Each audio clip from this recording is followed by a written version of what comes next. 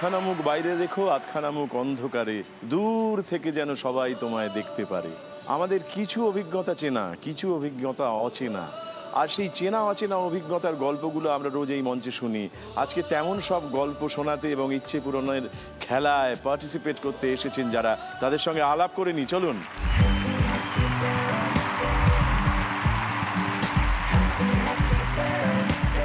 শুভশ্রী, নমস্কার। নমস্কার, জয় হোক। আচ্ছা, জয় যে হবেই এর কোনো নিশ্চয়তা আছে? না, একেবারেই নেই। আমি যদি তোমার জায়গায় থাকতাম আমি বলতাম যে নিশ্চয়তা আছে, কেননা পাশে বাবা বসে আছে আর এপাশে মা বসে আছে। আজকে আমার জয় ঠেকায় কি? এরকম একটা বোধ হয় না বাবা মা পাশে থাকলে? সেটা ঠিক, ওনারা পাশে থাকলেই হয়। যারা জয়ের কাণ্ডারি, তোমার বাবার সঙ্গে যদি বা মায়ের সঙ্গে আলাপ করাতে চাও তাহলে কি বলে তুমি আলাপ করাতে চাও? বাবার কথা আর কি বলবো, মানে অনেকেরই এনার্জির উৎস উনি, আমার তো বটেই। আমারও বটে। নমস্কার তমালবাবু। নমস্কার। আপনাকে জানি আমরা বিখ্যাত আইনজীবী বলে, কিন্তু আমরা ভীষণ ধরা পড়ে যাওয়া লোক। আমাদের ধরবার জন্য আর কিছু করবেন না। আমি তো ভক্ত আপনার। আমার ভক্ত? আপনাকে ধরবে কেন? ও তাহলে বাঁচাবেন বলছেন স্যার? ধরবে না তো কেউ আপনাকে। ধরবে না বলছেন? না না, নোবডি উইল টাচ ইউ। আচ্ছা, বাহ, এই নিশ্চয় ভালো মানুষ আপনি, এত বড় মাপের মানুষ। আরে বাপ রে। আর মার ব্যাপারে? মাকে আমি বলি আমার মানে পিলার অফ স্ট্রেংথ। আমার জীবনের যত শক্তি আমি মায়ের থেকেই পাই, বরাবর পেয়েছি। বাহ, আমার শক্তির স্তম্ভ। বাহ, অসাধারণ। তোমার নাম ধাম জ্ঞাতি গোত্র তো আমি বলে দিলাম, তোমার এমনি পোশাকি পরিচয় হিসেবে বলতে গেলে তোমার পেশা কি? আমি হাইকোর্টে ক্রিমিনাল ল প্র্যাকটিস করি। বাহ, ক্রিমিনাল লয়ার। বাবার রাস্তাতেই চলবার চেষ্টা করছি। এই পেশাটার মধ্যে অনেক রহস্য আছে। রহস্য আছে, মজা আছে, অনেক খুব খুব ইন্টারেস্টিং। তমালদার কিভাবে নিজের পেশাকে ব্যাখ্যা করেন? আমার তো প্রায় 38 বছর হতে চললো। হ্যাঁ, এখন মনে হয় সবই রিফ্লেক্স অ্যাকশন আর কি। আমাদের জীবনটা অত্যন্ত পরিশ্রমে শুরু হয়েছিল। আমরা একজন সিনিয়র কাছে বহুদিন কাজ করার পরে তারপরে কিন্তু আমরা আস্তে আস্তে স্বাবলম্বী হওয়ার চেষ্টা করেছিলাম তাদের আশীর্বাদ নিয়ে। আর আমার সিনিয়র ছিলেন চণ্ডীদাস বাগচি, তাকে তো বলতে পারি আমার সেকেন্ড ফাদার। উনি আমাকে আজকে পালিত করেছিলেন। আমার বাবা তো ছিলেনই, বাবাও ম্যাজিস্ট্রেট ছিলেন, বাবাও অনেক সময় ইন্সপায়ার করেছেন। কিন্তু আমি রিয়েলি ইনডেটেড, আমি কৃতজ্ঞ আমার সিনিয়রের কাছে। যদি আজকে কোনো জায়গায় পৌঁছতে পারি তাহলে তার জন্য পৌঁছেছি। আমার প্রণাম জানাই থাকে। এই সূত্র ধরে জানতে পারলাম যে চাইলেই অনেক মানুষকে আপন করে বা নিজের বাবার জায়গায় বসিয়েও পুজো করা যায়। যদি আমি তার কাছ থেকে সত্যিই কিছু শিখে থাকি তাহলে এইভাবেই গুরু দক্ষিণা দেওয়া হয়। বেশ। আর যে শেখরকে আমরা সবাই জানি, চিনি, কিন্তু অনেকে যারা টেলিভিশন দেখছেন তারা ওকে শোনেন কিন্তু সবসময় ওকে দেখতে পান না। এই হলো সেই মানুষ যে আর যে শেখর নামে সমধিক পরিচিত, তাকে আমরা পুরোটা করে দেখতে পাচ্ছি। কিন্তু কি অনুভব দিয়ে মাকে বা বাবাকে চেনাতে চাও? মা শিপ্রা পাল। শিপ্রা দেবী নমস্কার। বাবা সন্দীপ কুমার পাল। সন্দীপ বাবু নমস্কার। হ্যাঁ, দুজনেই রিটায়ার্ড। আর গান আছে না, অবাক পৃথিবী অবাক করলে তুমি। আমার ক্ষেত্রে হয়ে গেল জন্মেই দেখি রেগেছে মা জননী। প্রচন্ড রেগে, সবসময় প্রচন্ড রাগ। তুমি সেই রাগটুকুই দেখতে পেয়েছিলে তখন? হ্যাঁ, এবং মা কি ফিল করতো সেটা এখন আমি বাবা হওয়ার পর বুঝি। যখন আমারও সেই প্রচন্ড রাগটা হয় আমার মেয়ে যখন দুষ্টুমি করে, সেই প্রচন্ড যখন এক্সট্রিমে হয়ে যেত, তখন মায়ের একটা এক্সপ্রেশন ছিল যে আমার পেটকে নমস্কার। হ্যাঁ, আমার পেটকে নমস্কার। কে বেরিয়েছে, কে তুই, আমার পেটকে নমস্কার। কিন্তু মা আমাকে যেটা শিখিয়েছে সেটা হচ্ছে তুমি যতবার মানে হার্ট হবে বা যতবার ব্যথা পাবে বা যতবার পড়ে যাবে ততবার তুমি উঠে এগিয়ে যাও। আর সেটাই আমি ফলো করেছি। এবং পরবর্তীকালে যখন সিলভাস্টার স্ট্যালোনের রকি, বিখ্যাত রকিতে এই ডায়ালগ দেখেছি যে পড়ে যাওয়াটা আসল নয়, পড়ে গিয়ে উঠে দাঁড়ানোটা আসল, তখন মায়ের শিক্ষাটা আমি রিয়েলাইজ করেছি পরবর্তীকালে। এই হলো মা। এই হলো মা। তবে তোমার ওই গল্পটা শুনে মনে পড়ে গেল, মায়ের গল্পটা শুনে, এই টমাস আলভা এডিসন যখন ওই বাল্ব তৈরি করছিলেন 700 বার ব্যর্থ হয়েছিলেন। তাই জন্য সাংবাদিক জিজ্ঞেস করেছি যে আপনি 700 বার ব্যর্থ হয়েছেন তারপরে হতাশা আসেনি? বলো না। বলো সে কি, কেন? তখন উনি ব্যাখ্যা করছেন, আসলে আমি 700টি সফল পরীক্ষার মধ্যে দিয়ে 700টি ভুল পথকে আবিষ্কার করতে পেরেছিলাম, মানে যাতে ওই পথে আর কেউ না যায়। হ্যাঁ, তার মানে যে কোনো ব্যর্থতাই, যে কোনো পড়ে যাওয়াই আসলে আর একটা উঠে দাঁড়ানো, কেননা ওই পথে আর যাব না। তো সত্যি তো আমাদের বাবা মা এইভাবেই শিক্ষা দিতে দিতে যান। আর বাবার ব্যাপারে কি বলবে? বাবা আমাকে কতটা রাগী নন? না, বাবা হচ্ছে একেবারে অপোজিট পোল। বাড়ির ম্যানেজার বলা যায়, মনিবের নায়েব বলা যায়, বাড়ির কুক বলা যায়, বা শেফ বলা যায়, সফরও বলা যায়। কেয়ারটেকারও বলা যায়, সবই বলা যায়। বাহ, মানে সর্বাঙ্গ সুন্দর মানুষ তো, তুমি যা বলছো সবই পারেন। হ্যাঁ, বাবা ছোটবেলা থেকে শিখিয়েছে যে patience is the mother of virtue. বহু বছর পরে বুঝতে পেরেছি তার মানেটা। আর থ্যাঙ্কস টু মাই প্রফেশন, আমি যেহেতু FM-এ আছি, তো রেডিওর সাথে আমার 17 বছর হয়ে গেল। এখন আমি রিয়েলাইজ করি যে সত্যি patience is the mother of virtue. আর ধৈর্য ধরে থাকলে বা ধৈর্য ধরলে ঠিক সময় সব কিছু হয়। নিজে থেকে আগ বাড়িয়ে কিছু করতে চেষ্টা করলে অনেক সময় অসফল হতে হয়। আমরা একটা ইচ্ছে পূরণের খেলা খেলি এখানে। ইচ্ছে পূরণের খেলাটাকে আমরা 4টে ভাগে ভাগ করে নিয়েছি। প্রথম ধাপ, দ্বিতীয় ধাপ, তৃতীয় ধাপ, চতুর্থ ধাপ। প্রথম ধাপে 50 নম্বর জোগাড় করতে পারলেই প্রথম ইচ্ছে পূরণ। দ্বিতীয় ধাপে আরও 50 অর্থাৎ 100 নম্বর জোগাড় করতে পারলে দ্বিতীয় ইচ্ছে পূরণ। এবং সেই সঙ্গে HK দত্ত জুয়েলার্সের তরফ থেকে মায়ের জন্য একটি বিশেষ সোনার হার এবং কানের দুল পাওয়া যায়। তৃতীয় ধাপে আরও 50 অর্থাৎ 150 জোগাড় করতে পারলে তৃতীয় ইচ্ছে পূরণ। চতুর্থ ধাপে আরও 50 অর্থাৎ 200 করতে পারলে চতুর্থ ইচ্ছে পূরণ। এবং অনেক বাবা মা আছেন যারা এই মুহূর্তে তার সন্তানের পাশে নেই বা সন্তান তার পাশে নেই, নানান কারণ থাকতে পারে তার। তিনি একটু উষ্ণতা চান, একটু ভালোবাসা চান, একটু সহযোগিতা বা সাহায্য চান নানান ধরনের।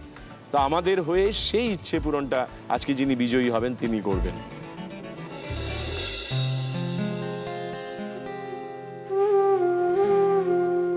বিদ্যানাথ হালদার ও অর্চনা হালদার কালিন্দিতে থাকেন। ছেলে ও মেয়ের বিয়ে হয়ে গেছে। বাবা মায়ের সঙ্গে কেউ যোগাযোগ রাখে না। বিভিন্ন রকম সমস্যার কারণে ব্যবসাও বন্ধ করে দিতে হয়েছে। আমার একটা ছোট্ট বিজনেস ছিল, নানান কারণে সে বিজনেসটা বন্ধ হয়ে যায় এবং আমার ছেলে মেয়ে আমাদের সঙ্গে কোনো যোগাযোগ রাখে না। ফলত আমরা দুজনেই খুব একা হয়ে পড়েছি। আমার স্ত্রী এবং আমি খুবই অসুস্থ। বিভিন্ন রকম শারীরিক সমস্যা নিয়ে নিঃসঙ্গ অবস্থায় দুজনের দিন কাটছে।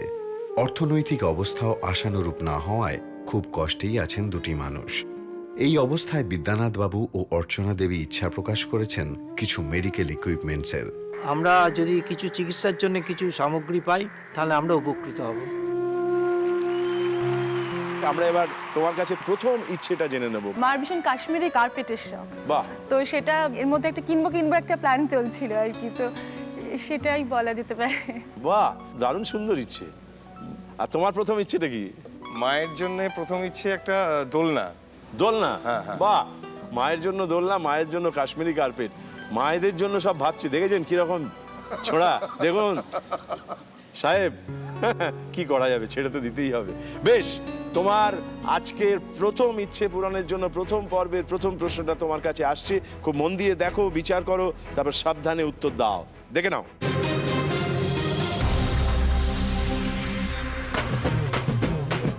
வணக்கம். வணக்கம் தேவ் சங்கர் அண்ணா.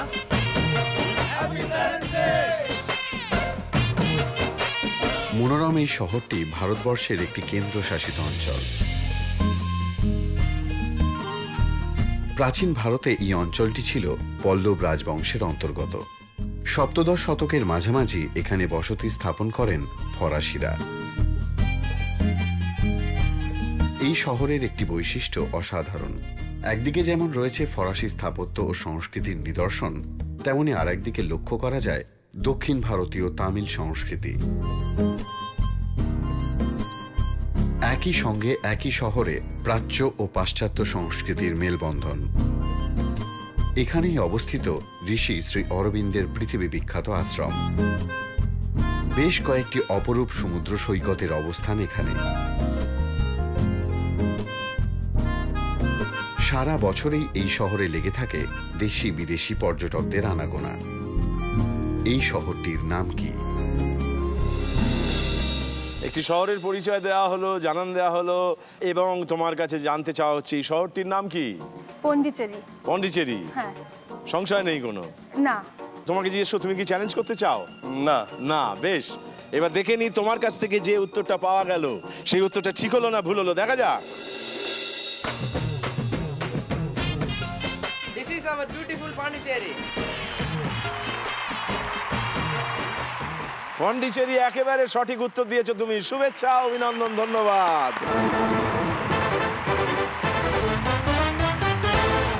সেই সঙ্গে তুমি পৌঁছে গেছো 25 নম্বরে। তোমার প্রথম ইচ্ছে পূরণের জন্য প্রথম পর্বের প্রথম প্রশ্নটা তোমার দিকে ধেয়ে আসছে, দেখা যাক।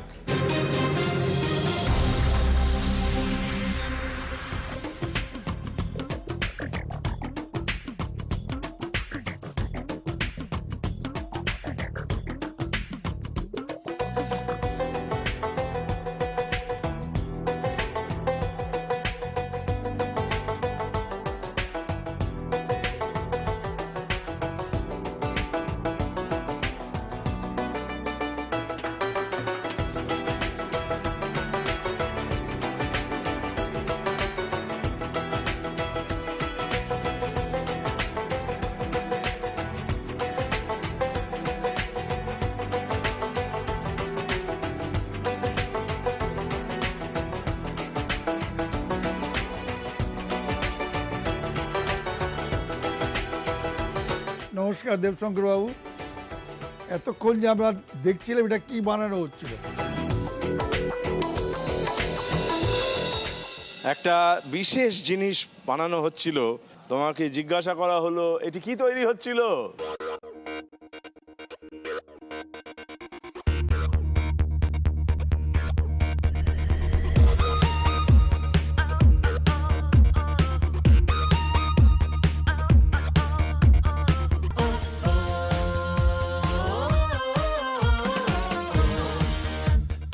ক্যারাম বোর্ড কি? তুমি নিশ্চিত হয়ে উত্তর দাও। ক্যারাম বোর্ড ফাইনাল উত্তর? ফাইনাল উত্তর। Carrom board. তোমার এই উত্তরটা নিলাম। চ্যালেঞ্জ করতে চাও? না। না, তুমি জানিয়েছো ক্যারাম বোর্ড, তোমার উত্তরটা নিয়েছি, তুমি চ্যালেঞ্জ করোনি। এবার দেখে নিতে চাইবো আমরা যেটা দেখেছিলাম সেটা ক্যারাম বোর্ড কিনা, অর্থাৎ তোমার উত্তরটা ঠিক হলো না ভুল হলো, দেখা যাক।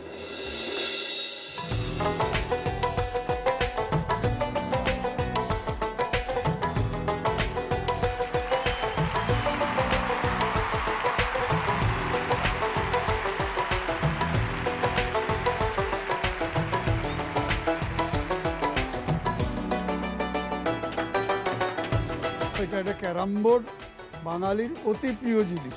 এটার সাথে আমি বিগত 69 বছর ধরে জড়িয়ে আছি।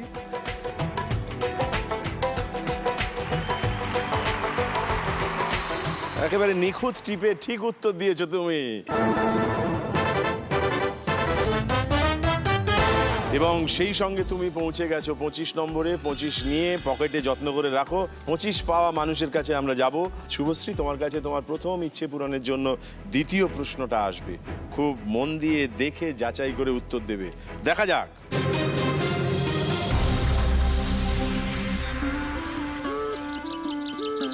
আচ্ছা মনি দিদা, তুমি এখনো নিজে কেন আচার বানাও? আচার তো দোকানেই কিনতে পাওয়া যায়। তা পাওয়া যায়, কিন্তু বাড়ির তৈরি জিনিস আর দোকানের জিনিসে কোনো তুলনা হয় নাকি? সে ঠিক আছে, কিন্তু এত হাঙ্গামা প্লাস এত আচার খাওয়াও তো হেলথের জন্য ভালো নয়। বেশি খাবি কেন? পরিমাণ মতো খেলে অবশ্যই ভালো। কিন্তু এত তেল দাও কেন? তেলটা বাদ দিলে হয় না? ওরে মূর্খ, আচারের তেল কেন দেয়া হয় জানিস? হ্যাঁ, কেন আবার? আচার যদি টেস্টি হয় ওই জন্য। সে তো একটা দিক, আসল কারণটা কি? আচারের তেল কেন দেয়া হয় বলতো?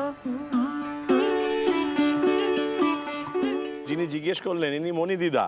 এখন একটি মোক্ষম প্রশ্ন করেছেন, আচারে তেল দেওয়ার বিশেষ কারণটি কি?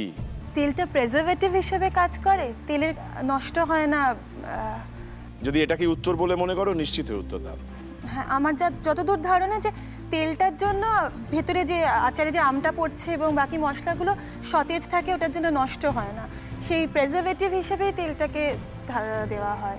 বেশ, আমরা আচারের তেল সম্পর্কে তোমার যে ব্যাখ্যাটা সেটা শুনলাম। তোমাকে জিজ্ঞেস করবো, তুমি কি চ্যালেঞ্জ করতে চাও বা অন্য কোনো মত পোষণ করো? মনে মনে অন্য মত পোষণ করি বটে, তবে চ্যালেঞ্জ করবো না। চ্যালেঞ্জ করবে না যদি 5-এ 25 যায়।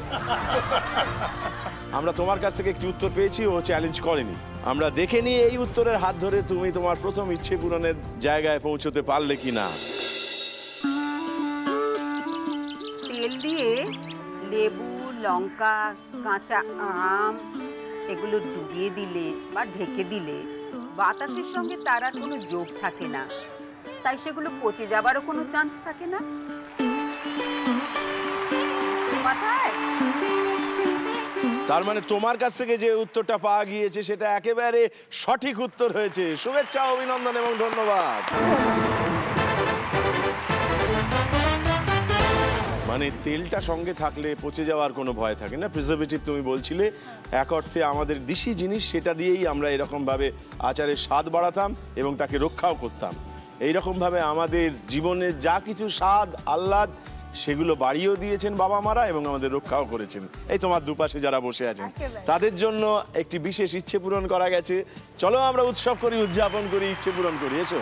ইচ্ছে খুশি ফিরিয়ে দেওয়ার সময় এসেছে, এখন থেকে সব কাটাবি। Thank you.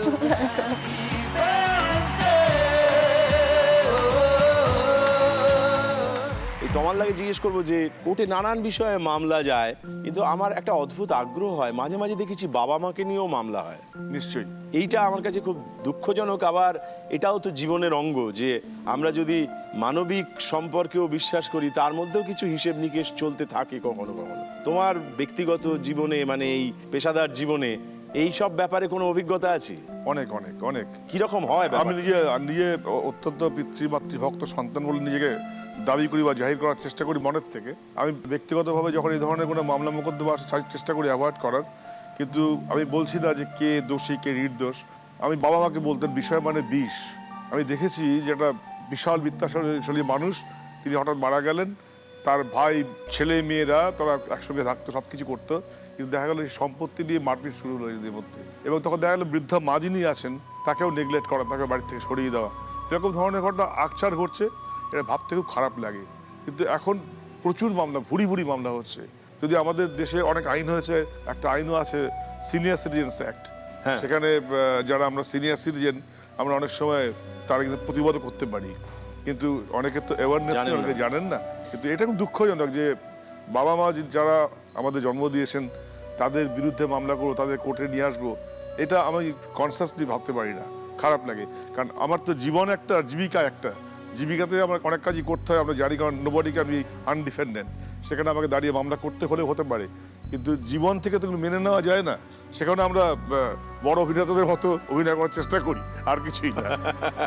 কিন্তু আমরা তো তমালদাকে জানি যে খুবই মজার মানুষ, যেই এর সান্নিধ্যে এসেছে সে এইসব মজার উপকরণ পেয়েছে, কিন্তু নিজের মেয়ের সঙ্গে এই মজাটা কিরমভাবে শেয়ার করা হয়? এবং দুজনেই যখন আইনজীবী। না মেয়ে মোটামুটি মাতৃতান্ত্রিক পরিবারে বিশ্বাসী, তাই নাকি? না বাবার বরাবরই এই হিংসেটা আছে, কিন্তু সেটা সত্যি নয়। না, এটা একটা মনের দুঃখ, কিন্তু আজকে পাঁচজনের সামনে বলতে পারলো মানে একটা ক্ষত রয়ে গেছে ভেতরে। না আমি যেটা বারবারই বলি সেটা হচ্ছে আমরা মাকে ভীষণভাবে পেয়েছি, বাবাকে কম পেয়েছি, কিন্তু বাবা যেই সময়টুকু আমাদের দিয়েছেন সেটা সবটা ভরিয়ে দিয়েছেন, মানে আক্ষেপের জায়গা কিছুই রাখেননি। কিন্তু যেটা হয় মানে মায়ের উপর ডিপেন্ডেন্সটা হয়তো বেশি ছিল, কিন্তু বাবার কোনো জায়গায় কোনো মাস কাটতে পারবো না কোনোদিন, মানে পুরোটাই মানে নিজেকে উজাড় করে দিয়েছে আমাদের।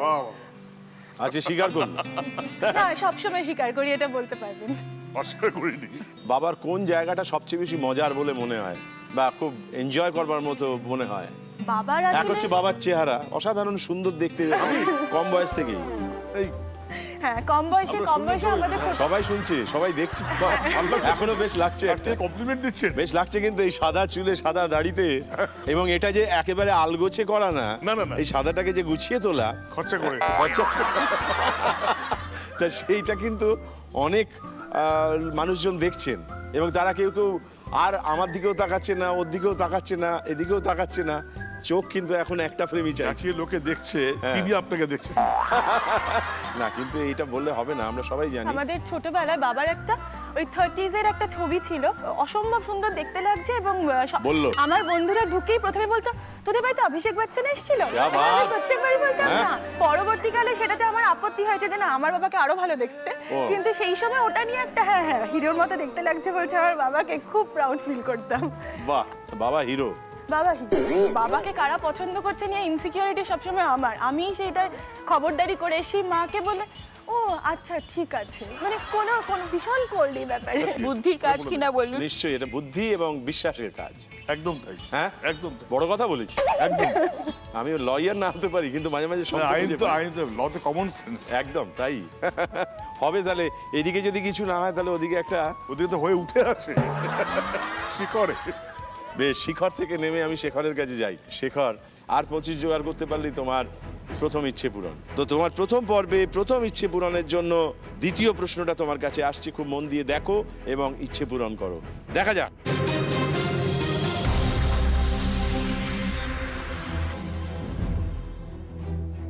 কালাপানি, ব্রিটিশ নির্যাতনের ভয়াবহ স্মৃতি। সেই অতীতের সাক্ষী হয়ে আজও দাঁড়িয়ে রয়েছে আন্দামান নিকোবরের এই দ্বীপটি।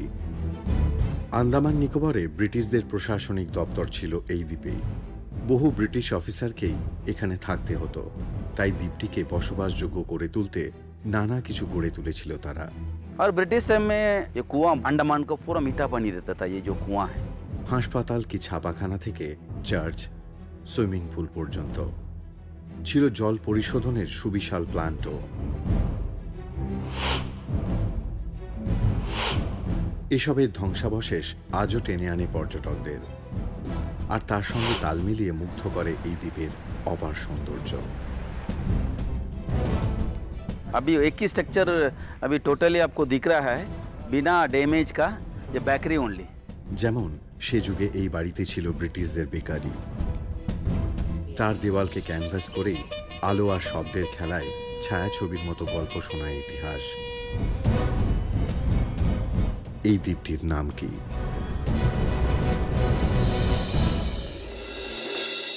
এই দ্বীপটির নাম কি?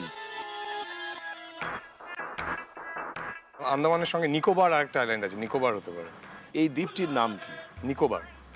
যদি এটা ঠিক হয় তোমার ইচ্ছে পূরণ এই মুহূর্তেই হয়ে যাবে, আর যদি না হয় তাহলে আরো একটা প্রশ্নের জন্য একটু অপেক্ষা করতে হবে। কি উত্তরটা নেব? নিকোবর। নিকোবর। বেশ, তোমার এই উত্তরটা নিলাম। তুমি কি চ্যালেঞ্জ করতে চাও? না, চ্যালেঞ্জ করতে চাই। চাও না? বেশ, আমরা এবার দেখে নিই তোমার কাছ থেকে যে উত্তরটা পাওয়া গিয়েছে সেটার হাত ধরে আমরা তোমার প্রথম ইচ্ছে পূরণটা এই মুহূর্তে করতে পাচ্ছি নাকি একটু অপেক্ষা করতে হচ্ছে। অর্থাৎ তোমার উত্তরটা ঠিক হলো না ভুল হলো যাচাই করে নি। দ্বিতীয় বিশ্বযুদ্ধ চলাকালীন এখানে থাবা বসায় জাপানিরা। ব্রিটিশদের হাত থেকে ক্ষমতা চলে যায়, তবু এক ব্রিটিশ সার্ভেয়ারের নামেই এই দ্বীপটি পরিচিত। এর নাম রস আইল্যান্ড। আমরা যে উত্তরটা খুঁজছিলাম রস আইল্যান্ড, সেইটা তুমি বলতে পারোনি, অতএব দুর্ভাগ্যবশত তোমার এই উত্তরটা ভুল হলো। আমরা তোমার কাছে যাব শুভশ্রী, তোমার দ্বিতীয় ইচ্ছেটা কি জানতে চাইব? দ্বিতীয় ইচ্ছে পূরণটা বাবার দিকেই যাই। বাবার পুরনো গানের খুব শখ, সেই যদি একটা ভালো কালেকশন দিতে পারতাম, এটা অনেকদিন ধরে ভাবছি। বাহ, গান শোনাটা বাবার বরাবর, গান শোনাটা বরাবর, গান গাওয়াটাও বরাবর, সব রকম গানই ভীষণ তুমি একটা ভালোবাসি। অন্যরকম পেশার মধ্যে থেকেও এই যে গানের চর্চাটাকে চালিয়ে যাওয়া, চর্চা বা ভালো লাগা, ভালোবাসা, ভালো লাগা। গান শুনতে ভালো লাগে, ডেফিনেটলি ভালো লাগে। আর নিজে গাইতে আমার হাস্কি ভয়েস কিন্তু মাঝে মাঝে হয়ে যায়। আমরা দু লাইন শুনে নিয়ে আমরা প্রশ্নটা করব। আমি যে গানটা শুনে ওকে বহিতে করেছিলাম সেই গানটা করবো এক লাইন। কাকে? এই ভদ্রমহিলাকে। কি ব্যাপারটা, হিস্ট্রিটা কি, ইতিহাসটা জানতে চাই। এই আমার খুব প্রিয় গান, ওকে ভালো লাগতো এই গানটা, মাঝে শোনাতাম ওকে। হয়তো সে তুমি শোনো নাই, সহজে বিদায় দিলে তাই, আকাশ মুখর ছিল যে তখনও, ঝড়ো ঝড়ো বাড়ি ধারায়, ঝড়ো ঝড়ো বাড়ি ধারায়, গধূলি গগনে মেঘে ঢেকেছিল তারা। সাধু সাধু, যে নতুন তথ্য পেলাম, এটা কিন্তু জানা ছিল না, কখনো আগে বেরোয়নি। এরকম হয়, মানে এরকম কিছু কিছু বিষয় থাকে যেগুলো গোপন। হঠাৎ আলোর ঝলকানি লেগে ঝলমল করে চিত্ত, সেরকম হঠাৎ মানে রডোডেনড্রন গুচ্ছর মতো বেরিয়ে আসে, দেখতে পাওয়া যায়। ঠিক আছে, চলুক এইভাবে। হ্যাঁ, চলুক। আমরাও চলতে থাকি। আমরাও দ্বিতীয় ইচ্ছে পূরণের জন্য দ্বিতীয় পর্বে ঢুকে পড়বো তোমার খেলায়, এবং তোমার কাছে এবার দ্বিতীয় পর্বের তৃতীয় প্রশ্নটি আসছে তোমার দ্বিতীয় ইচ্ছে পূরণের জন্য। খুব ভালো করে দেখো, যাচাই করো, তারপরে উত্তর দাও। দেখা যাক।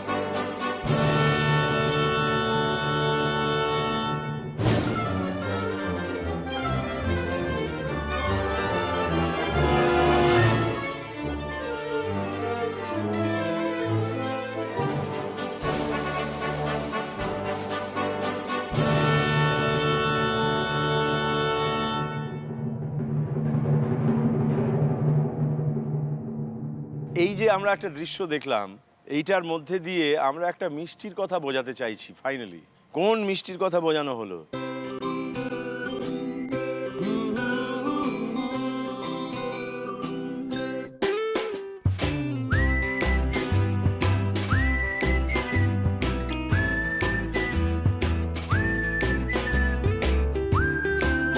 আমরা কিছু ইঙ্গিত রেখেছি, যা যা রেখেছি, যেভাবে রেখেছি তার থেকে বুঝে নেওয়া যায়। মজা করে বোঝানো হয়েছে। দিল খুশ। হ্যাঁ, দিল খুশ। একবার বুঝিয়ে দাও কেন। দিল আর স্মাইলি, দিল খুশ। আমরা সেটা নিলাম। শেখর, তুমি কি চ্যালেঞ্জ করতে চাও? না। বেশ, ও চ্যালেঞ্জ করতে চায় না। তুমি বলেছো দিল খুশ। আমরা দেখে নিই তোমার দেওয়া উত্তরটা দিয়ে তুমি 75 নম্বরে পৌঁছতে পারলে কিনা, অর্থাৎ তোমার উত্তরটা ঠিক হলো না ভুল হলো, দেখা যাক।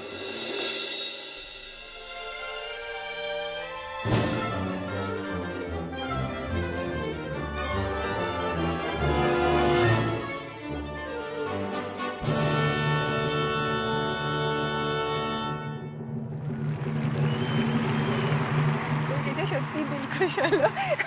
দিল খুশ একেবারে ঠিক উত্তর দিয়েছো, শুভেচ্ছা, অভিনন্দন, ধন্যবাদ। এবং সেই সঙ্গে তুমি ছিলে 50-এ, আরো 25 জোগাড় করে পৌঁছে গেলে 75-এ। তোমাকে একটু অপেক্ষায় রাখবো, শেখরের কাছে যাবো। শেখর, তুমি 25-এ আছো, তোমার আজকের 50-এ পৌঁছানোর জন্য এইবারে যে প্রশ্নটি আসছে সেটি খুব ভালো করে দেখো, বিচার করো, বিবেচনা করো, তারপর উত্তর দাও। দেখা যাক।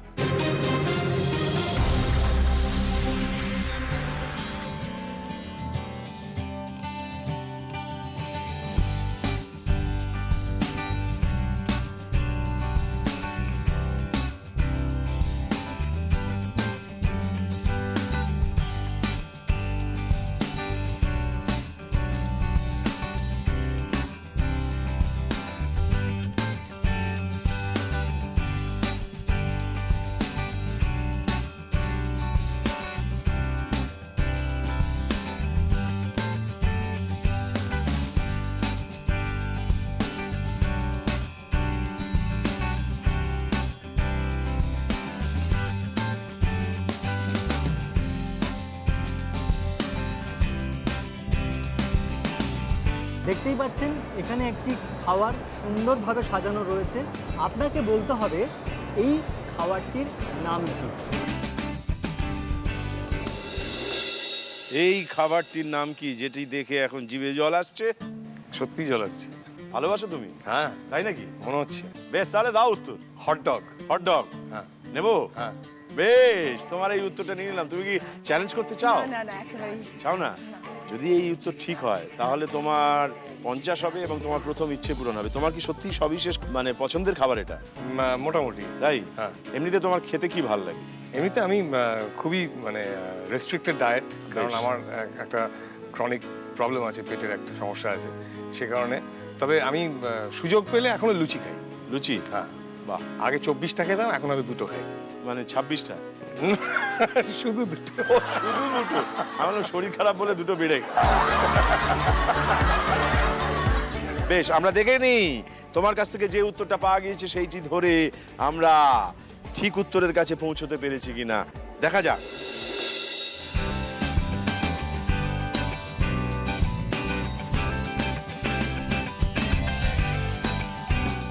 এটাকে বলে হটডগ। হটডগ একেবারে ঠিক উত্তর দিয়েছো তুমি, শুভেচ্ছা, অভিনন্দন এবং ধন্যবাদ।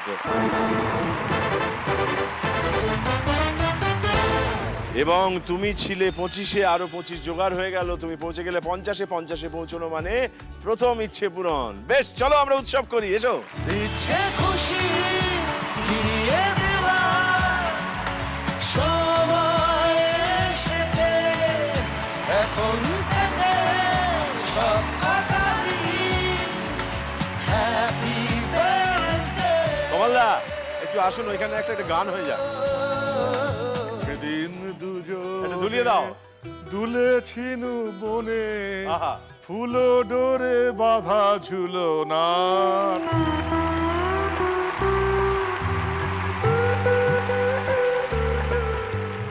আচ্ছা, ওকে নিয়ে ছোটবেলায় কোনো চিন্তা ছিল? ভীষণ এই ছিল, মানে স্টাবান ছিল ভীষণ। স্টাবান ছিল? সেটা কার থেকে, আপনার থেকে পেলো না সেটা বলতে বাপের পারবো থেকে না পেলো? কার থেকে পেলো। যেটা বলবে না তো না, আর হ্যাঁ তো হ্যাঁ। এখন মেয়েও ঠিক ওরকম হয়েছে। ওর মেয়ে ঠিক ওই রকম। এই যে একগুয়ে বা একরোখা ব্যাপারটা, এইটা কি আপনাদের কখনো কখনো বিব্রতও করেছে যে ও কেন এত এরকম করে? ওই আমাদের পেতো না তো খুব সময়। আমি কাজে চলে যেতাম, অফিসে চলে যেতাম, 9টার মধ্যে অ্যাটেন্ডেন্স হতো, ও বাবাও আমার একসাথে বেরোতাম, কারণ আমি বোর্ডিংয়ে থাকতাম তো, আমি রাস্তাঘাট চিনতাম না। বোর্ডিং থেকে বেরিয়ে একই অফিসে ওর সাথে আমার আলাপ। ও আচ্ছা, ওর অফিসেই চাকরি করি, ওই অফিসেই বিয়ে করি। মানে ওখানেই আপনাদের দেখাশোনা? হ্যাঁ, মানে যেটাকে আমরা চালু কথায় প্রেম বলি সেই রকম আর কি? সেটা বলতে পারবো না। হ্যাঁ হ্যাঁ, একদমই তাই। তাই তো? হ্যাঁ, একটু লজ্জা পাচ্ছি না, না, অনেকদিনের আগের ব্যাপার। তো যেমন উনি বললেন না যে আমি একটা গানে বললাম, তো আপনাদের মধ্যে কে প্রথম বললো? আমার কাছে খবর আছে বাবাই বলেছে। তাই? এটা সত্য তো নাকি খবরটা? এখন মেনে নিতে হবে, ছেলে যখন বলছে।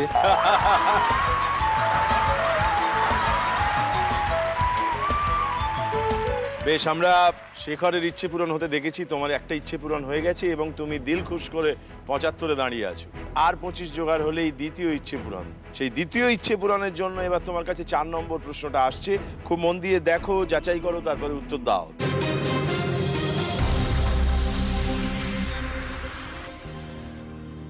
কল্লোলিনী তিলোত্তমা, পুরনো ঐতিহ্যের সঙ্গে আধুনিকতার ছোঁয়া। কলকাতার নতুন উপনগরী নিউ টাউন, এখানে তৈরি হয়েছে একটি মিউজিয়াম। উদ্বোধন হয় 2014 সালের নভেম্বরে। মাদার টেরেজার নাম অনুসারে নাম রাখা হয়েছে মাদার্স ওয়্যাক্স মিউজিয়াম। এটি ভারতবর্ষের প্রথম ওয়্যাক্স মিউজিয়াম। এখানে আছে মোমের তৈরি অনেক মূর্তি। কবিগুরু রবীন্দ্রনাথ, মহাত্মা গান্ধী, জগদীশ চন্দ্র বোস এবং আরও অনেক বিখ্যাত মানুষ। আমি বাংলায় গান গাই, আমি বাংলার গান গাই, আমি আমার আমিকে চিরদিন এই বাংলায় খুঁজে পাই, আমি বাংলায়। ওয়্যাক্স মিউজিয়াম রয়েছে সারা পৃথিবীর বিভিন্ন শহরে। গান গাই, তাদের মধ্যে সবচেয়ে বিখ্যাত হল লন্ডনের একটি মিউজিয়াম। এই বাংলায় খুঁজে পাই, আমি বাংলায়। লন্ডন শহরের বিখ্যাত মিউজিয়ামটির নাম কি? বাংলায় বাঁধি সুর। লন্ডন শহরের বিখ্যাত এই মিউজিয়ামটির নাম কি?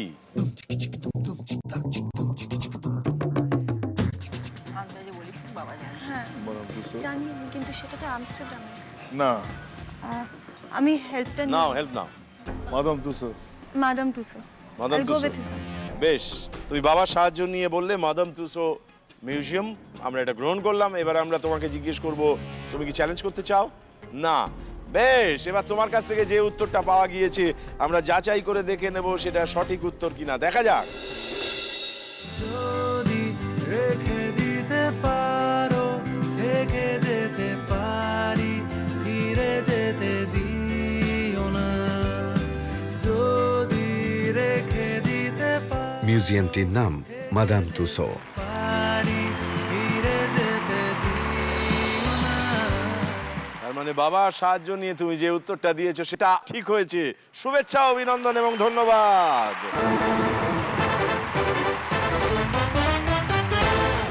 সেই সঙ্গে তুমি ছিলে 75-এ, পৌঁছে গেলে 100-তে। 100-তে পৌঁছানো মানে দ্বিতীয় ইচ্ছে পূরণ এবং মায়ের জন্য একটি বিশেষ পুরস্কার এইচকে দত্ত জুয়েলার্সের তরফ থেকে। ইচ্ছে খুশি ফিরিয়ে দেওয়ার সময় এসেছে, এখন থেকে সব কাটাবি হ্যাপি।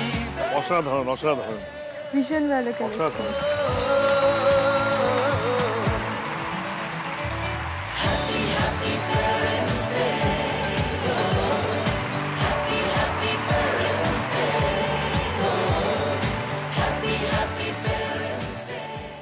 আচ্ছা, ধরা যাক যে একই মামলা, দুজনে পক্ষে বিপক্ষে দাঁড়িয়েছে, এরকম ঘটনা যদি ঘটে, লড়া যাবে মামলাটা?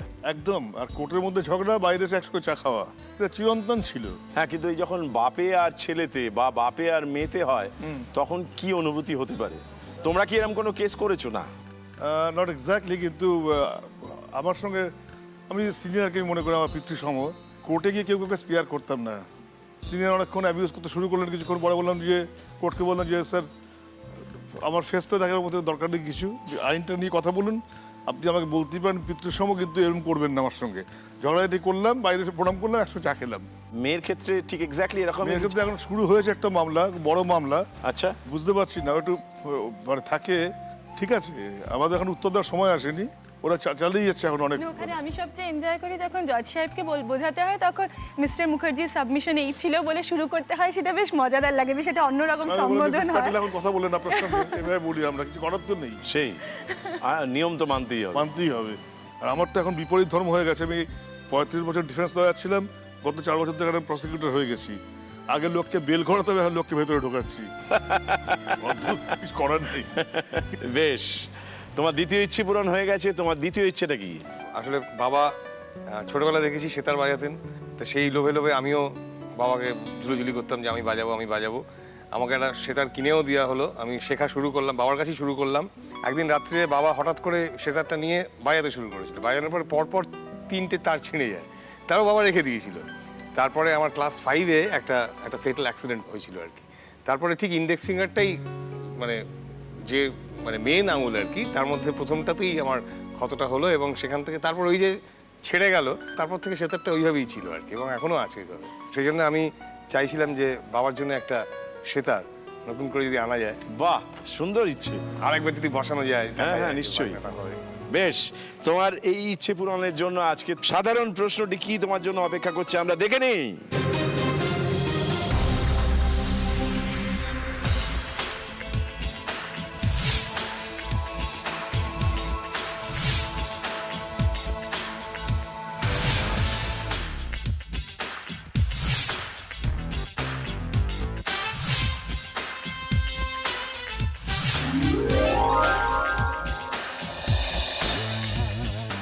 এই যে আমরা যা দেখতে পাচ্ছি তার থেকে আবার একটা ইঙ্গিত আছে, কোন সিনেমার কথা বোঝানো হলো?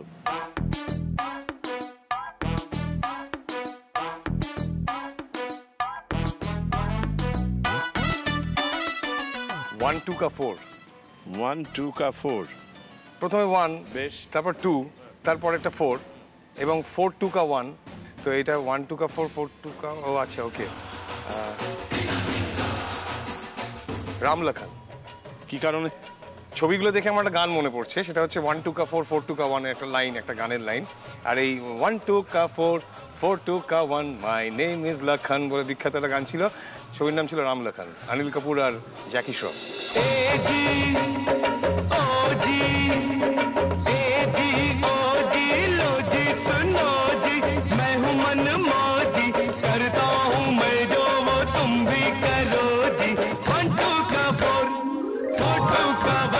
My name is Lakhan, my name is Lakhan, सजनों का सजन मेरा नाम है लखन। তুমি একেবারে সঠিক উত্তর দিয়েছো, শুভেচ্ছা, অভিনন্দন, ধন্যবাদ। এবং সেই সঙ্গে তুমি 50-এ ছিলে, পৌঁছে গেছো 75-এ। আর একটি প্রশ্নের অপেক্ষা, তারপরেই তোমার দ্বিতীয় ইচ্ছে পূরণ। তুমি তৃতীয় ইচ্ছে পূরণের দিকে এগোবে। তোমার দ্বিতীয় ইচ্ছে পূরণ হয়ে গেছে, তোমার তৃতীয় ইচ্ছেটা জেনে নেবো। মা একসময় খুব বই পড়তেন, তারপর আমাদের দেখাশোনার পেছনে ছুটে ছুটে আর কিছুই চর্চাটা চলে গেছে। এর মধ্যেই কথা হচ্ছিল যে মা কি বই পড়তে চাও বলো, আবার শুরু করো। তখন মা আমাকে বলেছিলেন নারায়ণ সান্যালের কালেকশনটা পেলে আমার খুব ভালো লাগতো, আবার তাহলে ঝালিয়ে নিতাম। তো সেটাই আমার তৃতীয় ইচ্ছে। বাহ, ভারী সুন্দর ইচ্ছে। এই ইচ্ছের জন্য তোমার কাছে কিছু প্রশ্ন আসবে, তোমাকে আরেকবার মনে করিয়ে দেবো তোমার জাদু প্রশ্ন হাতে আছে। তুমি আছো 100-তে, হয়ে যাবে একেবারে 150, 50 পেলে। তাই আমার পরামর্শ, তুমি জাদু প্রশ্নটা এখন চেয়ে নিতে পারো, তাহলে হয়ে যেতে পারে। কিন্তু আমার পরামর্শেই নিজের পরামর্শ করো, তুমি তোমার নিজস্ব বিচার ব্যবস্থার প্রতি আস্থা রাখো। তুমি জাদু প্রশ্ন চাইছো, বেশ। এই জাদু প্রশ্ন যদি ঠিক হয়, তুমি তোমার তৃতীয় ইচ্ছে পূরণ করতে পারবে। আর যদি চ্যালেঞ্জ করে ও ঠিক বলতে পারে, তাহলে ও 50 পেয়ে যাবে, পৌঁছে যাবে 125-এ, অতএব ওর দ্বিতীয় ইচ্ছে পূরণ হয়ে যাবে। আমরা দেখে নিই তোমার জন্য আজকের বরাদ্দ জাদু প্রশ্নটি কি জাদু দেখায়। খুব ভালো করে দেখো।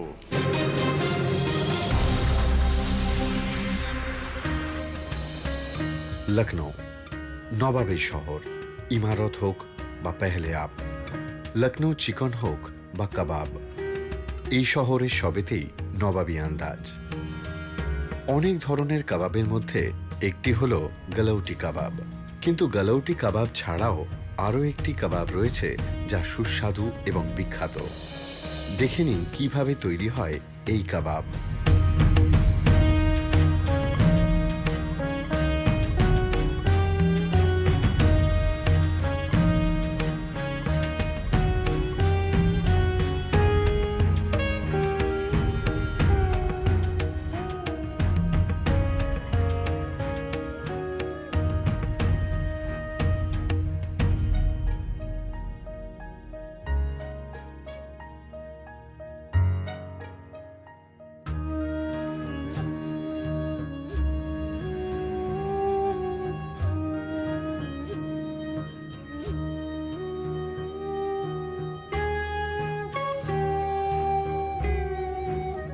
লখনৌ থেকে আগত এই বিশেষ কাবাবটির নাম কি? শিক কাবাব অথবা শাম্মি কাবাব। না, আমরা শিক কাবাব অনেক কিছুকেই বলি, যেহেতু শিকের তৈরি হয়, তার তো একটা নাম আছে বিশেষ, সেই নামটা জানতে চাইছি।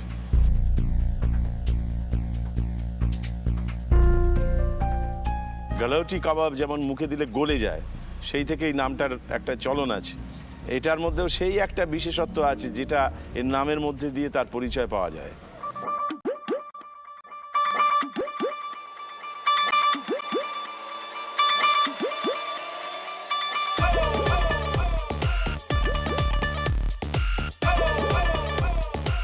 নবাবী নাম হবে, এটুকু হেল্প তোমায় করলাম। নবাবী কাবাব। নবাবী কাবাব তো বটেই, নবাবরা ছাড়া এসব ভাবতে পারবে কি?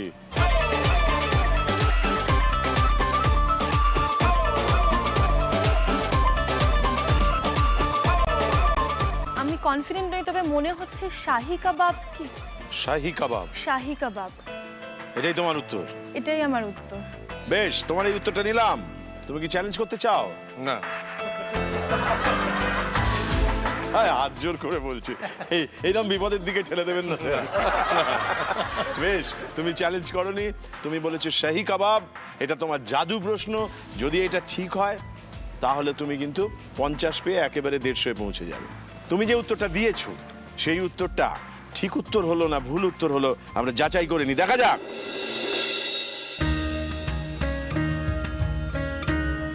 লখনৌ থেকে 15 কিলোমিটার দূরে একটি গ্রাম আছে যার নাম কাকোরি।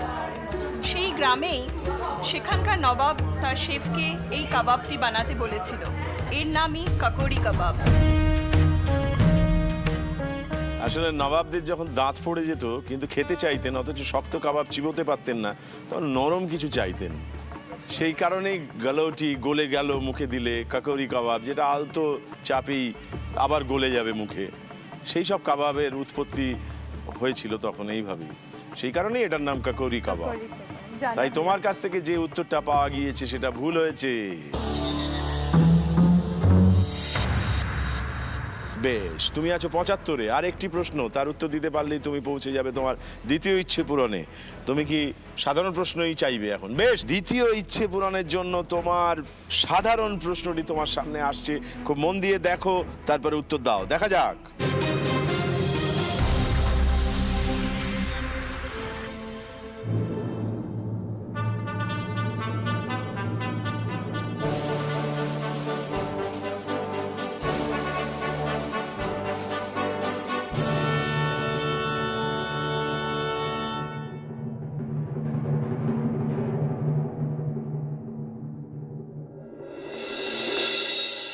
যা দেখলাম, আবার সেই জিজ্ঞাসা করা হচ্ছে কোন শব্দের কথা বোঝানো হলো। একটা ইঙ্গিত আছে, একটা বুদ্ধি আছে। মনে হচ্ছে ধরেছি। ধরে ফেলেছো? মনে হচ্ছে। অসাধারণ। ধামা। পুরো শব্দটা বলো। পুরো শব্দটা? বেশ খানিকটা ধরে ফেলেছো, কিন্তু এখনো হাত থেকে বেরিয়ে যাওয়ার চান্স আছে।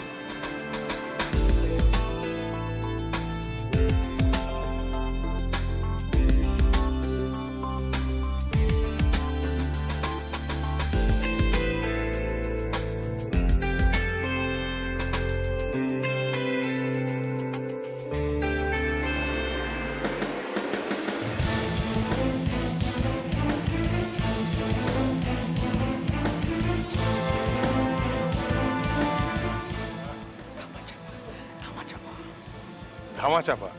হ্যাঁ, কি কারণে বলতে হবে? ওই যে চাপা দেওয়া রয়েছে, মার ধা, মাধা বলে কোনো শব্দ নেই, ফলে ধামা। আর ধামা তো মানে ঝুড়ির বোধহয় আরেকটা প্রতিশব্দ বোধহয় ধামা। সে তো বটেই। হ্যাঁ, তো সেটা চাপা দেওয়া রয়েছে। ধা আর মাকে চাপা দেওয়া। আর মাকে চাপা, তার মানে ধামা চাপা। তার মানে ব্যাপারটা ধামা চাপা দেওয়া হলো, এইটা বলতে চাইছো তো? এটাই ব্যাখ্যা। বেশ, তুমি কি চ্যালেঞ্জ করতে চাও? না, পাগল। বেশ, দেখা যাক তোমার কাছ থেকে যে উত্তরটা পাওয়া গেল মায়ের সাহায্য নিয়ে, সেটা ঠিক হলো না ভুল হলো, দেখে নি।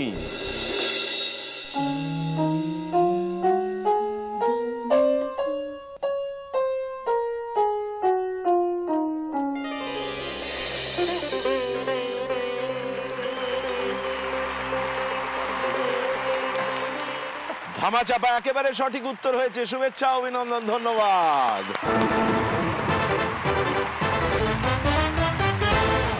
এবং সেই সঙ্গে তুমি আরো 25 জোগাড় করে 75 থেকে 100 পৌঁছে গেছো। 100তে পৌঁছানো মানে বাবার জন্য যে ইচ্ছেটা করেছিলে তুমি সেই ইচ্ছে পূরণ, এবং মায়ের জন্য এইচকে দত্ত জুয়েলার্সের তরফ থেকে একটি বিশেষ পুরস্কার। চলো আমরা উৎসব করি, এসো।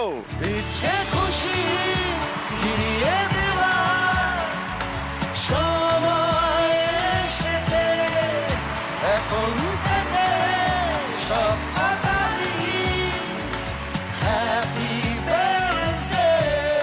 এই যে বাবা এত ভালোবাসেন এটা বাজাতে বোঝা গেল, ওটাকে প্রায় ঈশ্বর জ্ঞানে প্রণাম করলেন। Thanks to happy parents day, এরকম একটা সুন্দর সময় উপহার দিতে পারলাম।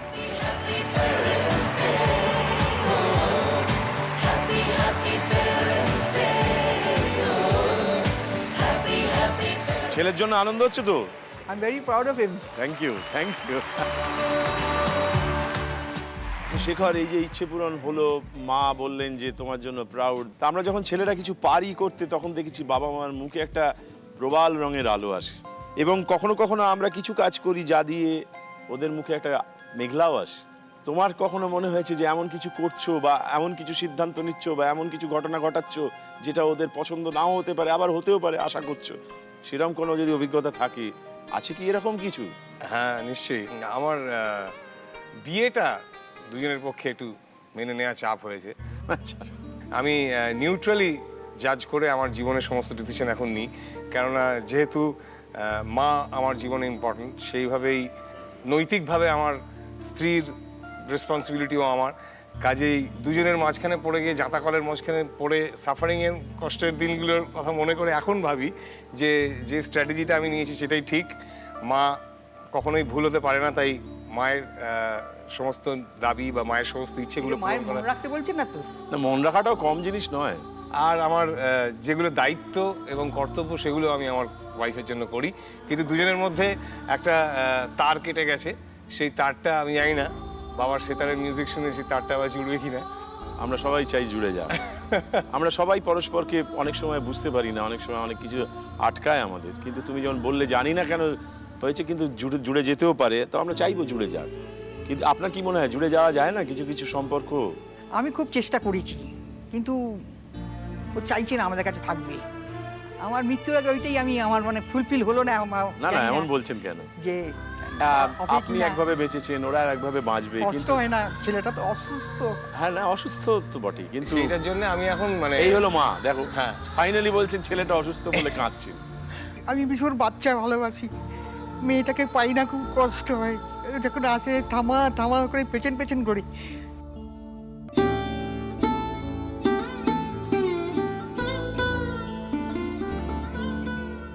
সব যা চাই তা তো সবসময় হয় না, কেননা অনেক মানুষ থাকে সংসারে, প্রত্যেকেরই নিজস্ব চাওয়া আছে। আমরা চাই সবার চাওয়াগুলো পূর্ণ হোক, কিন্তু সবাই সবার ইচ্ছে পূরণ হোক, ছোট ছোট ইচ্ছে। মেয়েটাকে নিয়ে এসে আমাদের কাছে নিয়ে আসে, উনি ও চেষ্টা করে। তার মানে ও তো ঠিকই পথে আছে, হ্যাঁ চেষ্টা করে যাচ্ছে। একটা সেতার পাওয়া গেছে, সেতারটাকে আবার উনি বাজাতে চাইছেন, যে তার ছিঁড়ে গিয়েছিল তার ছিঁড়ে গেছে কবে।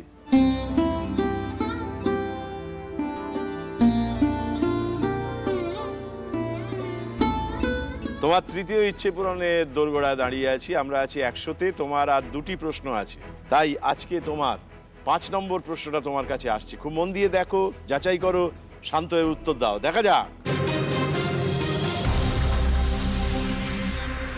लाल पीला मिठाई का डब्बा। हाँ, अब देखो मजा।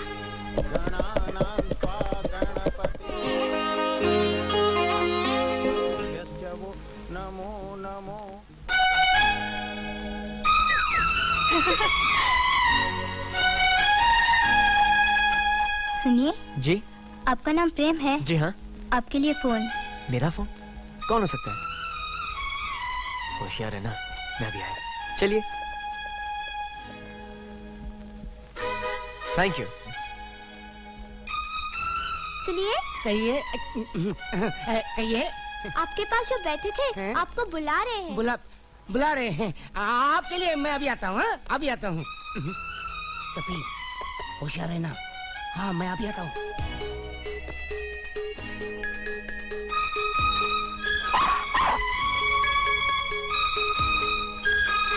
रफी, हमसे दोस्ती करोगे? स्टेफी, देखो ये है मुनिया और ये है गुड़िया।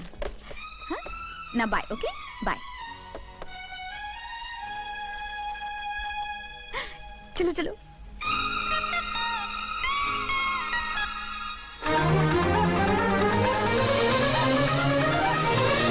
মিষ্টির বাক্সে কি আছে? ওই বরের জুতো। জুতো? বেশ, তোমার এই উত্তরটা নেব? হ্যাঁ, এটা নিলাম। তুমি কি চ্যালেঞ্জ করতে চাও? না, বেশ।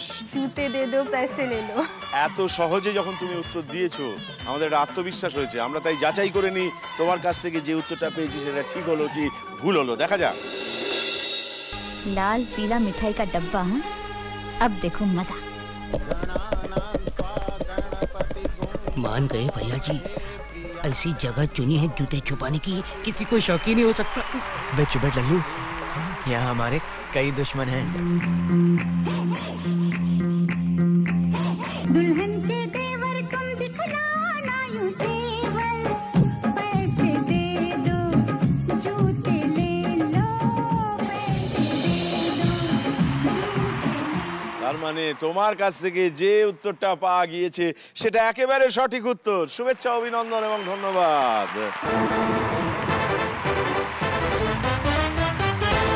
তুমি পৌঁছলে 125-এ।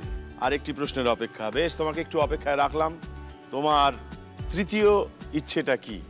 মা রেগুলার বকা দেয় যে তোর এই বই সিডি হ্যানা ত্যানা ছড়িয়ে ছিটিয়ে রাখিস, তো একটা কাবার্ড খুব ইচ্ছে ছিল মায়ের জন্য। মায়ের জন্য? বাহ, তুমি আছো 100-তে, তোমাকে পৌঁছতে হবে 150-তে। তোমার জন্য বরাদ্দ আছে একটি সাধারণ প্রশ্ন আর একটি জাদু প্রশ্ন। একটা প্রশ্ন দিয়ে তোমার 150-তে পৌঁছতে পারছো না। তুমি, আমার পরামর্শ হচ্ছে তুমি জাদু প্রশ্নটা এখন চেয়ে নাও। তুমি কি চাইবে এখন? হ্যাঁ, বেশ, তোমার জন্য বরাদ্দ 50 নম্বরের জাদু প্রশ্নটাকে হাজির করা হচ্ছে। দেখা যাক জাদু প্রশ্নটা কি আছে, দেখে নাও।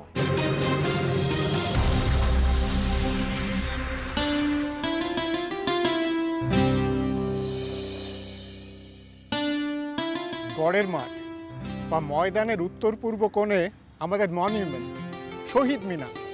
আপনারা সবাই কোনো না কোনো সময় এটাকে দেখেছেন, কিন্তু খেয়াল করেছেন কি নানান রকম স্থাপত্য শৈলী মিলিয়ে এটাকে বানানো হয়েছে। এর বেসটা ইজিপশিয়ান বা মিশরীয় স্টাইলে, কলমটা ধ্রুপদী গ্রিক স্থাপত্য থেকে নেওয়া, আর মাথার দুটো ব্যালকনি সিরিয়ান শৈলীতে, আর একেবারে ওপরের ডোমটা টার্কিশ। অথচ দেখুন বানিয়েছে কিন্তু ব্রিটিশরা। মজার না? কলকাতার অধিকাংশ ঐতিহাসিক স্থাপত্যেই দেখবেন এই পাঁচমিশেলি ভাবটা আছে। এখন ঘটনা হলো 1828 সালে ব্রিটিশ ইস্ট ইন্ডিয়া কোম্পানি তাদের একজন মেজর জেনারেলের স্মৃতিতে এই মনুমেন্টটি বানিয়েছিল। তিনি কি করেছিলেন? মারাঠাদের দিল্লি অভিযান আটকেছিলেন আর গোর্খাদের যুদ্ধে পরাস্ত করেছিলেন। পরে দেশ স্বাধীন হলে 1969-এ পশ্চিমবঙ্গ সরকার স্বাধীনতা আন্দোলনের শহীদদের স্মৃতির উদ্দেশ্যে এর নাম পাল্টে রাখেন শহীদ মিনার।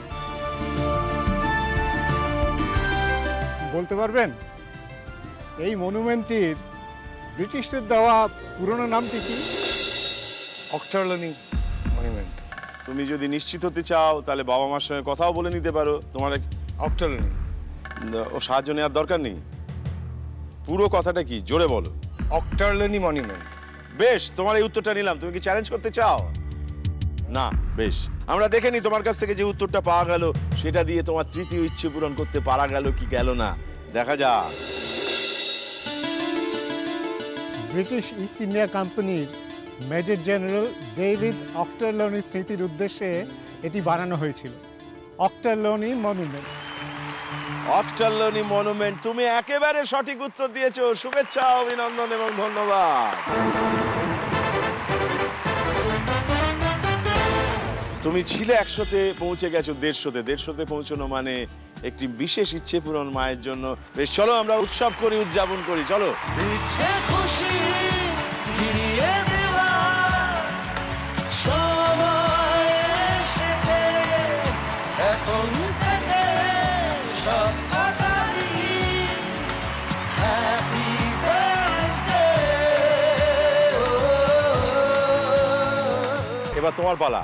এবং তোমার আজকে শেষ প্রশ্ন, এটি বলতে পারলেই তুমি পৌঁছে যাবে 150-তে। 150-তে পৌঁছানো মানে তৃতীয় ইচ্ছে পূরণ করা। দেখা যাক।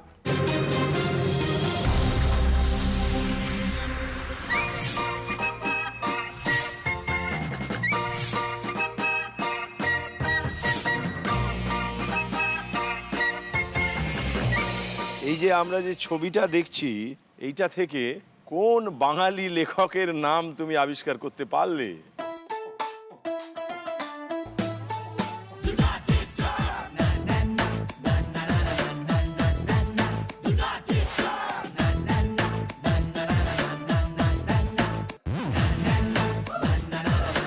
কোন বাঙালি লেখক? সুকুমার রায়। কি কারণে? কুমড়ো পটাশ, বাবুরাম সাপুরে, মাঝখানেরটা ও হুকোমুকো হ্যাংলা। তাহলে উত্তরটা কি? সুকুমার রায়, কুমড়ো পটাশ, হুকোমুকো হ্যাংলা, বাবুরাম সাপুরে। তাহলে এটাই উত্তর তো? এটাই উত্তর। সুকুমার রায়, তোমার উত্তরটা নিলাম। তুমি চ্যালেঞ্জ করতে চাও? একদমই না। বেশ, আমরা দেখে নিই তোমার উত্তরটা ঠিক হলো না ভুল হলো।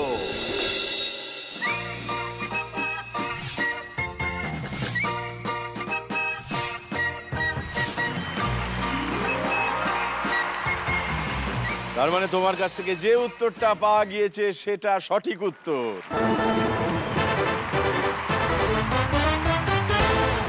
এবং আমরা ছিলাম 125-এ, তুমি পৌঁছে গেলে 25 নিয়ে। 150-তে। 150-তে পৌঁছানো মানে তৃতীয় ইচ্ছে পূরণ। চলো আমরা সেই উদযাপনে ঢুকে পড়ি, এসো।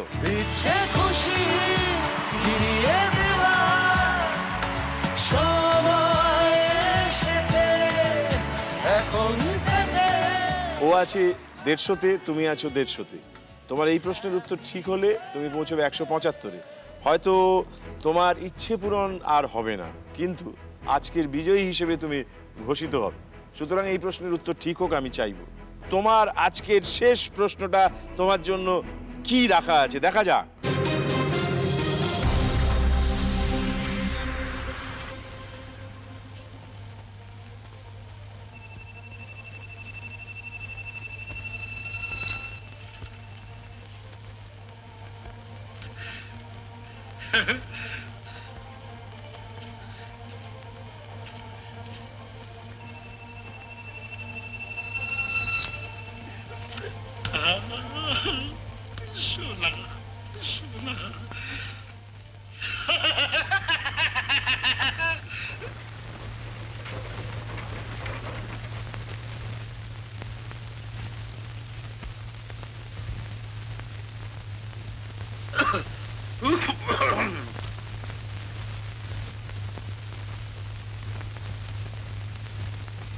সোনা কাটা রোতা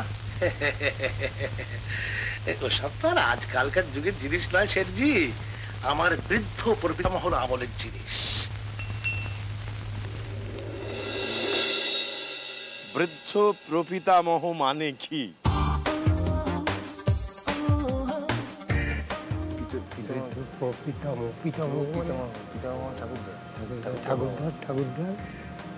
ঠাকুরদার বাবা, বাবার বাবা। ঠাকুরদার বাবার বাবা, তার মানে ঠাকুরদার ঠাকুরদা। হ্যাঁ, এটাই তোমার উত্তর। বাবার সাহায্য নিয়ে তুমি জানালে। বেশ, তুমি কি চ্যালেঞ্জ করতে চাও? না, বেশ। আমরা দেখে নিই আমাদের আজকের খেলার শেষ উত্তরটা ঠিক হলো না ভুল হলো। দেখা যাক। সোনা কাটা রোতা ওসব তো আর আজকালকার যুগের জিনিস নয় শেঠজি, আমার বৃদ্ধ প্রপিতামহ আমলের জিনিস, মানে আমার বাবার বাবার বাবার বাবা, हमारा दादाजी का दादाजी। তুমি যে উত্তরটা দিয়েছো সেই উত্তরটা একেবারে সঠিক হয়েছে। শুভেচ্ছা, অভিনন্দন, ধন্যবাদ। এই উত্তরের হাত ধরে তুমি পৌঁছে গেছো 175-এ। আমরা আজকে খেলা শেষে এসে জানতে পাচ্ছি শুভশ্রী দাঁড়িয়ে আছে 150-তে, তুমি পৌঁছেছো 175-এ। আজকের বিজয়ী তুমি। চলো আমরা শেষটা উৎসব করে করি, সামনে এসো। তোমরা ছিলে বলেই ছিল স্বপ্নগুলো কাছে,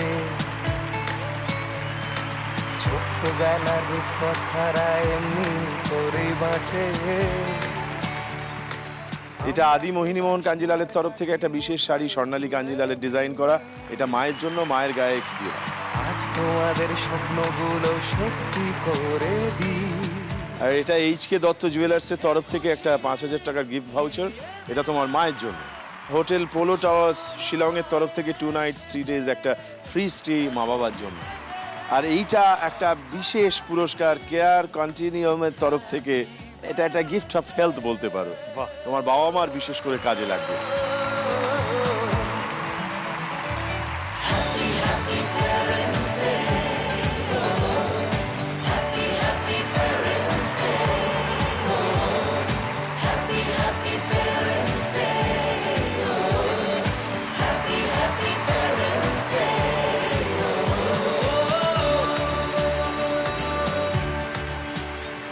আমরা একেবারে শেষে পৌঁছেছি এমন একটা জায়গায় যেখানে আমাদের একটি বিশেষ ইচ্ছে পূরণের আকাঙ্ক্ষা আমরা করেছিলাম।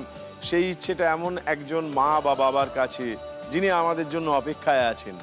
আমরা তাদের কাছে যেতে চাই, আমরা নিজেদের ধন্য করতে চাই এবং আমাদের হয়ে এই কাজটা করবে আজ যে শেখর। আজকের এই সব অনুষ্ঠানের পরিসমাপ্তি ঘটাতে চাই, যদি সবাই মিলে আমরা একটা গানে গলা মেলাতে পারি, তাহলে এই যিনি রাঁধেন তিনি চুলো বাঁধেন তার পরিচয় পাবো।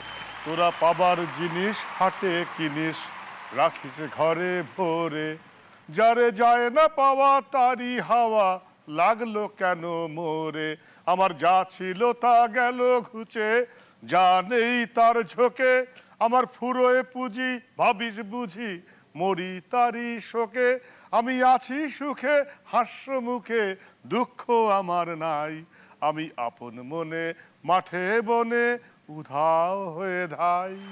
বাহ, ধন্যবাদ, শুভরাত্রি।